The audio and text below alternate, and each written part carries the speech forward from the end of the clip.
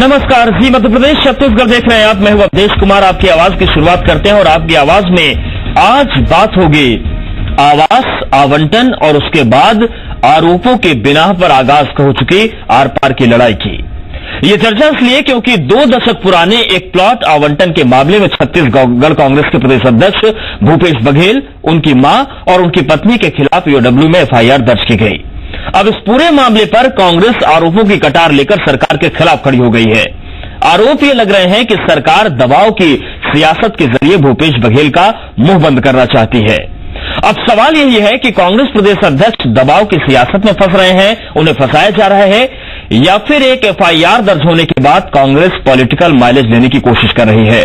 और political mileage का सवाल इसलिए क्योंकि जानकारी के मुताबिक भूपेश बघेल बिना किसी समन या नोटिस के ईओडब्ल्यू कार्यालय पहुंचे, सियासी लाव लश्कर के साथ पहुंचे और पूरी कवायद को सवालों के घेरे में लेने की कोशिश भी की। इन तमाम सवालों के जवाब जानने की कोशिश करेंगे, चर्चा को आगे बढ़ाएंगे, लेकिन उससे पहले आपको बता दें कि जो खबर हम आपको दिखाने जा रहे हैं वो पूरी तरह से विश्वसनीय है। ये जानने के लिए अब हम हर खबर को विश्वसनीयता की कसौटी पर कसते हैं। विश्वसनीयता की ये 4 कसौटियां हैं। हमारे संवाददाता की मौके पर मौजूदगी, खबरों के विभिन्न स्रोत, खबर पर विशेषज्ञों की राय और खबरों को आप तक पहुंचाने के लिए तकनीक का इस्तेमाल। और जिस खबर की हम चर्चा कर रहे हैं वो भी विश्वसनीयता की इन्हीं 4 कसौटियों पर परखी गई है। तो इस चर्चा को आगे बढ़ाएंगे, लेकिन उससे पहले एक रिपोर्ट देखिए।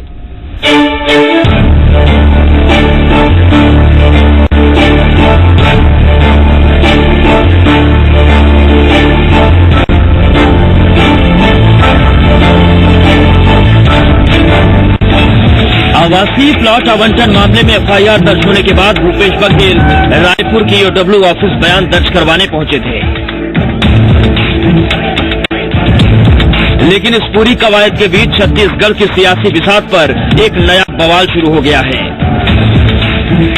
अपना बयान दर्ज करवाने पहुंचे भूपेश बघेल भड़क गए और ऐसे भड़के कि सरकार पर सवालों की झड़ी लगा दी। मुंह बंद करना चाहते हैं, अरे भूपेश बघेल के जवाब मुंह बंद करोगे तो लाखों भूपेश बघेल खड़ा हो जाएगा, प्रश्न पूछेगा रमन सिंह, तुम्हारे इस गीदड़ न भूपेश बघेल डरने वाला है, न कांग्रेस पार्टी डरने वाला है। कोर्ट का रास्ता अपनाएंगे क्या? केस को कोई जरूरत नहीं है, इनमें दम हमें तो आया यहाँ, गिरफ्तार करें, इसकी हिम्मत है तो।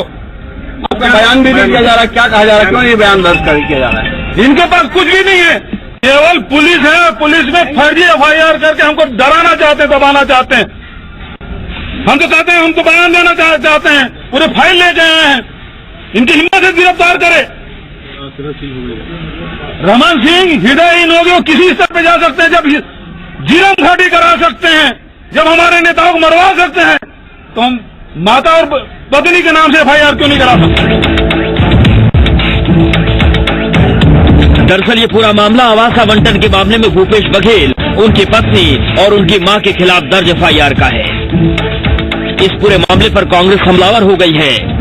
कांग्रेस का आरोप है कि सूबे की सरकार दबाव की राजनीति कर रही है और जिस आवास आवंटन के मामले में भूपेश बघेल पर एफआईआर दर्ज करवाई गई है उसमें कई जिम्मेदार लोगों की जवाबदेही तय होनी चाहिए। शोध से दायर करवाया गया एक ऐसा मामला है जो 22 साल से चर्चा में रहा है और इसकी छानबीन हो चुकी है विधानसभा की समिति के माध्यम से भी और ईओडब्ल्यूएस के माध्यम से भी। 2008 में इसमें इसी प्लॉट के संदर्भ की भी जांच हो चुकी है। भूपेश बघेल के ऊपर ये आरोप लगाया गया है कि वो एक समिति के सदस्य थे और उस समिति के सदस्य के नाते उन्होंने उस समिति को प्रभावित कर लिया और प्लॉटों का आवंटन कर लिया। आज मध्य प्रदेश के जो मुख्य सचिव हैं वो समिति के सदस्य रहे, मुकेश गुप्ता उस समिति के सदस्य रहे। इन लोगों के नाम क्यों नहीं है? इन लोगों को प्रभावित किया भूपेश बघेल ने। हालांकि कांग्रेस के आरोपों पर मुख्यमंत्री की प्रतिक्रिया भी सामने आई है।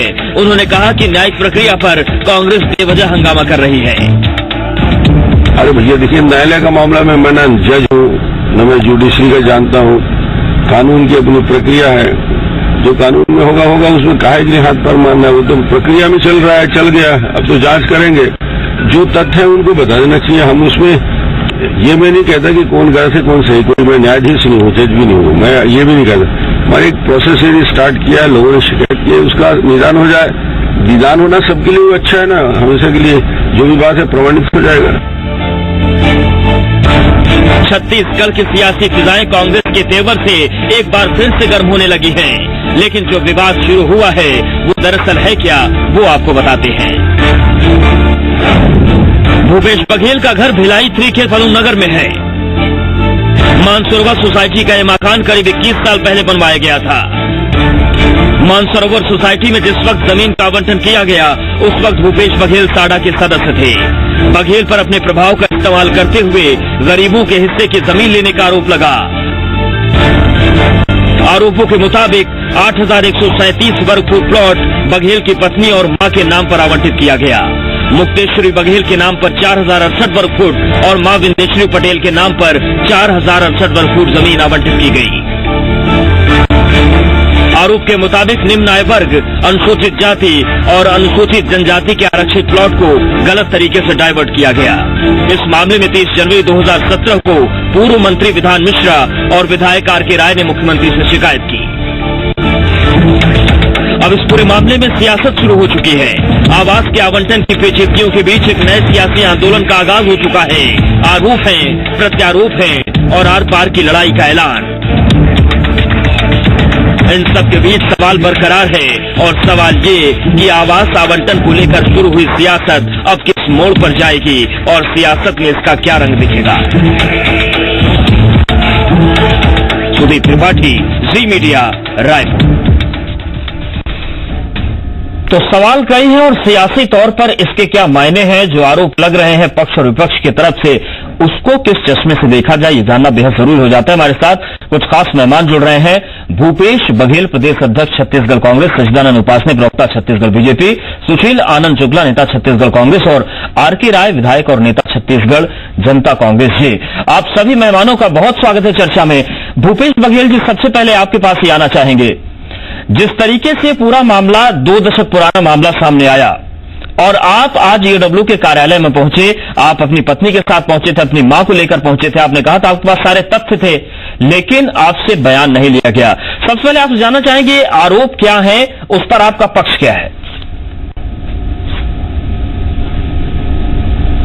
पहली बात तो यह है कि जिस व्यक्ति के खिलाफ जांच की जाती है उसको नोटिस दी जाती है, उससे पूछा जाता है। जी, जमीन की नाप कर ली गांव में, लेकिन कोई नोटिस मुझे नहीं दिया गया।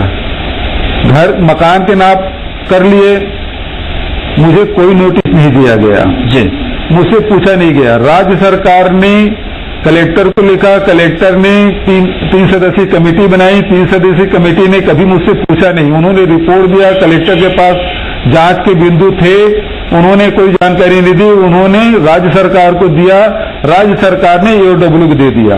इसमें कहीं न मुझसे पूछताछ की गई, न ही नोटिस दिया गया। जब एफआईआर दर्ज कर दिया गया और किसके नाम से, पत्नी के नाम से, मां के नाम से, जिन्होंने जमीन खरीदी जी, और ये बार बार कहते हैं कि आदिवासी की जमीन है, ये अनुसूचित जाति के लिए है, ये निम्न आय वर्ग के लिए है। तो एक तो कागज बता दे ये लोग कि ये निम्न आय वर्ग के लिए है, ये आदिवासियों के लिए। और मेरे सारे दस्तावेज लेके इसलिए गए कि 5 दिन से लगातार मीडिया के माध्यम से आरोप लगते रहे हैं और न ये महिलाएं तो घरेलू महिलाएं, इनको राजनीति से कोई लेना देना नहीं। तो आखिर हमने जमीन लिया तो हमसे अपराध क्या हो गया। ये लोग न सो पा रहे हैं, न खा पी पा रहे हैं। और जब अपराध पंजीबद्ध हो गया, ये मीडिया के माध्यम से पता चला, तो हमने कहा भाई चलें, हम वहां जो पूछेगा वो सवाल, जब अपराध पंजीबद्ध हो गए तो सारे जांच की बिंदु तय हुई, क्योंकि सरकार ने कर लिया। ये सामान्य प्रक्रिया नहीं है। ईओडब्ल्यू में जो यदि शिकायत करते हैं उसकी जांच की बिंदु ईओडब्ल्यू तय करता है, लेकिन राज्य सरकार के पास जब ईओडब्ल्यू मतलब शिकायत हुई है तो उन बिंदुओं पे जांच कर लिए हैं, सारे बिंदु तय हैं। तो हम सारे रिकॉर्ड लेके गए, हम पूरा एक एक बयान देना चाहते हैं, लेकिन इनके पास तो कुछ तथ्य है ही नहीं, कोई सवाल है ही नहीं। केवल ये इसलिए ये कर रहे हैं कि हम पूछेंगे कमीशन खोरी आपने बंद किया कि नहीं किया, हम पूछेंगे 1500 करोड़ पे जो शराब के जो कमीशन आएगा वो कहाँ जाएगा। हम सवाल पूछ रहे हैं कि मुख्यमंत्री के निवास के पते पर कोई व्यक्ति, अवसाद सिंह नाम का कोई व्यक्ति वर्जिन आइलैंड में खाता खोल लिया, कौन है। नान घोटाले में 36,000 करोड़ का घोटाला हुआ है, हम पूछेंगे कि सीएम मैडम कौन है। ये ऐश्वर्या रेसिडेंसी में कौन रह रहा है, ये सारे सवाल से बचने के लिए, ये मुझे दबाने के लिए मेरे पत्नी और मेरे मां के नाम से FIR दर्ज किया है, 420 का 120B लगाया है, 13(1)D और 2 लगाया है। तो इसलिए हम बोले कि सारे तथ्य हमारे पास हैं, हम सवाल का जवाब देना चाहते हैं। और ये उनके अधिकारी के हाथ पांव फूल गए, वो कोई सवाल 3 घंटा बैठने के बाद भी एक सवाल नहीं पूछ पाए। जी, लेकिन भूपेश बघेल जी, सवाल ये उठता है कि जब आप हर बिंदु पर स्ट्रांग है, हर तरीके से आप ये कह रहे हैं कि आप बिल्कुल सही हैं, सरकार ने गलत तरीके से ये कार्रवाई की है, जिला प्रशासन गलत तरीके से बिना नोटिस के आपके साथ इस तरीके की चीजें कर रहा है, फिर आप तो इसको कोर्ट में चैलेंज कर सकते हैं, लेकिन क्यों आप सियासत का रास्ता चुन रहे हैं कि नहीं आप सड़क पर आंदोलन करेंगे, आप कोर्ट नहीं जाना चाहते? भाई इसमें हर बात में क्यों कोर्ट जाएंगे? जब सरकार जांच कर रही है, हम देना चाहते हैं। तहसील पटवारी आए, हम उसे जवाब देना चाहते हैं, तहसीलदार आए उसे जवाब देना चाहते हैं, जो 3 सदस्यीय समिति बनाए उसको जवाब देना चाहते हैं, कलेक्टर को जवाब देना चाहते हैं, मंत्रालय में बैठे हुए अधिकारी उसको जवाब देना चाहते हैं। और जब EOW में FIR रजिस्टर्ड कर दिया, हम वहां उसको जवाब देने गए। तो ये केवल सियासत हम लोग नहीं कर रहे हैं, सियासत ये लोग कर रहे हैं, हमारे मुंह बंद कराना चाहते हैं। कांग्रेस इसमें दबेगी, न डरेगी, न भूपेश बघेल डरने वाला है, न कोई कांग्रेसी कार्यकर्ता डरने वाले हैं। इस मुख्यमंत्री और भारतीय जनता पार्टी के एक नेता और कार्यकर्ता सवाल पूछना चाहते हैं, आखिर कमीशन खोरी कब बंद करेंगे? ये सवाल हमेशा पूछा जाएगा और ये दबाने की कोशिश करेंगे तो हम न दबने वाले हैं न डरने वाले। जी, RK राय साहब, आपकी पार्टी ने भी मोर्चा खोल रखा है, जिस तरीके से भूपेश बघेल जी कह रहे हैं, क्या प्रतिक्रिया है आपकी? मेरी राय इसमें यह है कि EOW ने 2 तारीख को मामला रजिस्टर्ड किया, धारा 13D1, धारा 13(2) और IPC धारा 120B का मामला पंजीबद्ध कर लिया। ये पूरा ऑन रिकॉर्ड है, इसमें पॉलिटिकल नहीं करना चाहिए, पूरा पारिवारिक मामला है। मुझे सहानुभूति है उनके माता जी के ऊपर में, उनके बेटी के ऊपर में, माता जी के ऊपर में, इनके बारे में इनको ABCD कुछ भी नहीं मालूम है। जो कृत्य हुआ है ये बड़ा स्पष्ट है, हमारे ऊपर रिकॉर्ड है। इस रिकॉर्ड में हम देखेंगे तो जो 12 जो प्लाट बांटी गई, वो प्लाट एक्चुअल में अनुसूचित जाति, जनजाति, इस वर्ग को मिलना था, जिनकी इनकम 25,000 है एक साल में। तो एक तरह से माता जी के नाम से और पत्नी के नाम से जो 25,000 का एफिडेविट दिया गया है, क्या ये गलत नहीं है? आखिर पेपरों के माध्यम से मालूम चल रहा है कि 900 एकड़ उनकी पारिवारिक संपत्ति है और 900 एकड़ की क्या 20,000 या 25,000 वार्षिक इनकम, ये सर्टिफाइड कॉपी रखी है। तो एक तरह से ये पार्टी का मामला नहीं है, ये भूपेश बघेल जी का परिवार का मामला है। इनको कांग्रेस पार्टी झोंकना मेरे खास उचित नहीं है। ठीक है, भूपेश जी के पास चलेंगे, लेकिन सच्चिदानंद उपाध्याय साहब, कांग्रेस का एक सीधा सा सवाल है कि ठीक है, मान लीजिए भूपेश बघेल जी ने उस साडा की समिति के सदस्य रहते हुए उस पूरी चीज को अपने पक्ष में लेने की कोशिश की, लेकिन तमाम पदाधिकारी फिर समिति में होते हैं, तो केवल जो FIR दर्ज होती है वो भूपेश बघेल और उनके परिवार के खिलाफ क्यों? फिर समिति क्यों जांच के घेरे में नहीं आनी चाहिए? देखिए, मामला जांच में है और निश्चित रूप से जिनके खिलाफ संज्ञान में मामला आया है, जिनके खिलाफ रिपोर्ट दर्ज की गई है, प्रथम दृष्टया यही होता है कि जिनके खिलाफ मामला प्रस्तुत होता है, संज्ञान में लाया जाता है, उनके खिलाफ जो है जांच होती है। जिस प्रकार से राय साहब बता रहे हैं कि मानसरोवर योजना जो है वो पिछड़ा वर्ग के लिए थी, अनुसूचित जाति जनजाति के लिए थी, गरीबों के लिए थी, और उस पर जो है उनका छत छीनकर, उन गरीबों का हक छीनकर और अपने प्रभाव का, राजनीतिक प्रभाव का, उस सत्ता का जिस पर वो काबिज थे, उसका उपयोग करके और उन्होंने उस गरीबों के भूखंड को, उन वनवासियों के भूखंड को, जो अनुसूचित जाति के भूखंड को, गरीबों के भूखंड को, और औने पौने दाम पर अपने झूठे शपथ पत्र के आधार पर अपने नाम पर करवाकर बड़ी बड़ी अट्टालिकाएं बना ली, गरीबों की वहां पर छोटे मकान बनाने की योजना को छीन लिया। तो ये जो प्रभाव का दुरुपयोग किया, उसका मामला है ये कि अपने राजनीतिक प्रभाव का दुरुपयोग करके उन्होंने। ठीक है, भूपेश जी से जवाब ले लेते हैं। भूपेश जी, क्या ये राजनीतिक प्रभाव का परिवर्तित नहीं कराया था? ये देखिए, ये दोनों व्यक्ति सफेद झूठ बोल रहे हैं। न ये जो ब्लॉक है न गरीबों के लिए है, न ही अनुसूचित जाति के लिए है, न जनजाति के लिए है, न निम्न आय वर्ग के लिए है जी। ये सामान्य वर्ग के लिए है, क्योंकि जिस ब्लॉक में मेरी पत्नी और मां के नाम से जो प्लाट खरीदा गया वहां उसके बगल में जो है वो एक अग्रवाल को दिया गया है, उसके बगल में मीना राठी को दिया गया है, किशन राठी को दिया गया है जी। उसके बगल में आनंद डागा को दिया गया है।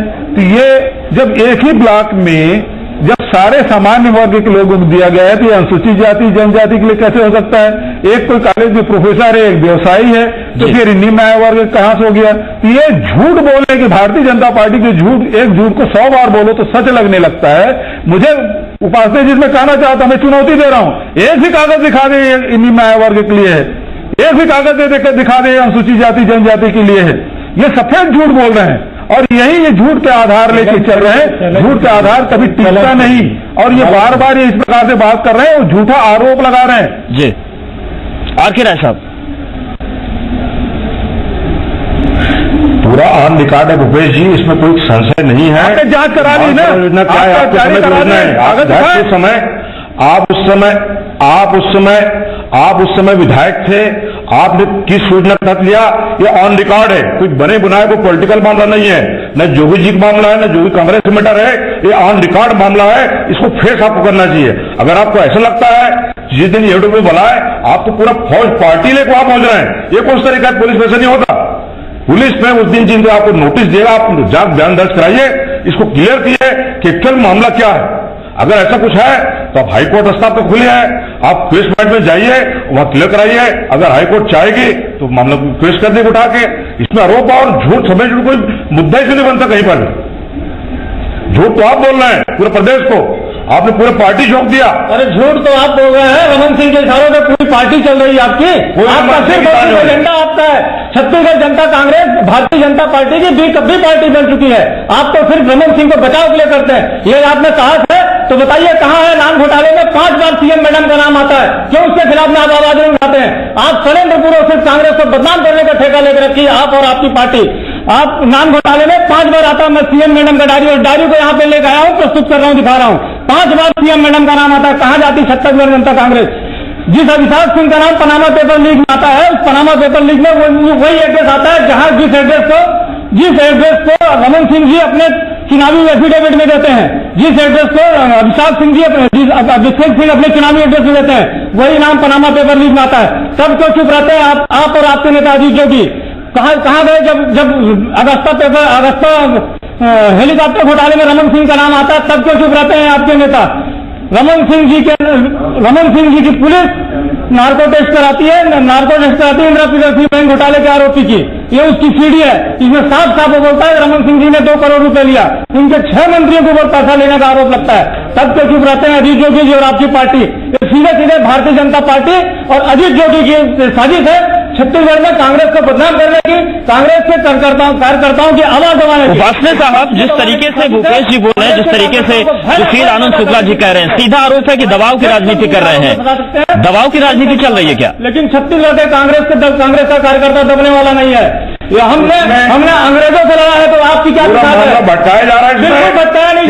एक मामला पहले क्लियर करें। अजीत जोगी उनकी लोगों ने भ्रष्टाचार किया है रमन सिंह के साथ। जब रमन सिंह के भ्रष्टाचार पर स्वीकारोक्ति के बाद कांग्रेस पार्टी ने जैसे साथी ने रमन सिंह के इशारे पर आरोप प्रत्यारोप अपनी जगह हो सकते हैं सियासत, लेकिन भूपेश बघेल साहब आरोप लगे हैं, ईओडब्ल्यू ने एफआईआर दर्ज की है, आपने सीधे तौर से चैलेंज किया है, लेकिन अब आगे कांग्रेस की जो रणनीति होगी, खासतौर से आप पर जो आरोप लगे हैं उनसे लड़ने के लिए किस तरीके का तेवर आपका होगा और आपकी पार्टी का होगा? रमन सिंह जी मां और मेरी पत्नी के माध्यम से मेरा मुंह बंद कराना चाहते हैं। मैं स्पष्ट रूप से आपके टीवी के माध्यम से कहना चाहता हूं, छत्तीसगढ़ के न कांग्रेस के कार्यकर्ता दबेंगे न मैं चुप रहूंगा और सवाल पूछेंगे कि 1500 करोड़ का जो पैसा है वो किसके खाते में जाने वाला है। आपने कमीशन खोरी की बात कही है, वो पैसा किसके पास जाने वाला है, आपने बंद किया है कि नहीं किया है, ये सारे सवाल हम पूछेंगे। हम ये भी पूछेंगे कि अंतागढ़ टेप कांड में आपके और आपके दोस्त की भूमिका क्या है। हम ये भी पूछेंगे जीरन घाटी में आपके और उसके दोस्त की भूमिका क्या है। आप अभी तक उसमें कार्रवाई क्यों नहीं की है, आप सीबीआई की जांच क्यों नहीं कराए, वो सारे सवाल पूछेंगे। ठीक है, सारे सवाल होंगे, लेकिन सचिदानंद उपाध्याय साहब आखिरी सवाल आपसे ये, आरोप सीधे तौर से कांग्रेस का ये है कि दबाव की राजनीति आप लोग कर रहे हैं, क्या वाकई दबाव की राजनीति चल रही छत्तीसगढ़ में?